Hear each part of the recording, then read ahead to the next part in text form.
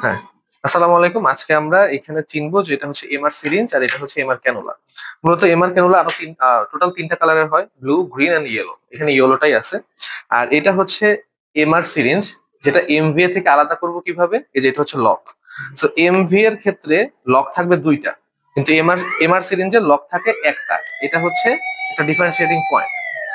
So এভাবে আমরা যখন বুঝলাম যে এটা হচ্ছে এমআর সিরিঞ্জ, এখন এটার প্রসিডিউরটা হচ্ছে নেগেটিভ প্রেসারের মাধ্যমে এটা হচ্ছে সাকশন করে। তার জন্য আমাদের কি করতে হয়? ফার্স্টে এখানে লক করে নিতে হয়। লক করে নেওয়ার পর আমরা এই প্লাঞ্জারটা টেনে এখানে একটা নেগেটিভ প্রেসার ক্রিয়েট করতে হয়। এইখানে নেগেটিভ প্রেসার অলরেডি ক্রিয়েট করা করা হইলো। এখন এখানে আমরা আমাদের ক্যানুলাটা লাগাইতে হয়। তো লাগানোর পর ধরে নিলাম এইটা, এখানে এখন গালিপটের ভিতরে পানি আছে, ধরে নিলাম এটা হচ্ছে ইউটেরাইন ক্যাভিটি। সো বেসিক্যালি এখানে আমাদের কি করতে হয়? এটা দেওয়ার পরে আমাদের জাস্ট লকটা খুলে দিলে এখান থেকে যা কিছু আছে নেগেটিভ প্রেসারের মাধ্যমে আমাদের সিরিঞ্জের ভিতরে চলে আসবে। সো এই যে আমরা যদি দেখি, যে দিলাম, এটা দেওয়ার পরে আমরা এই যে লকটা খুলে দিলাম, এইভাবে প্রসেসের মাধ্যমে এইভাবে আমরা সাকশন করব। আচ্ছা।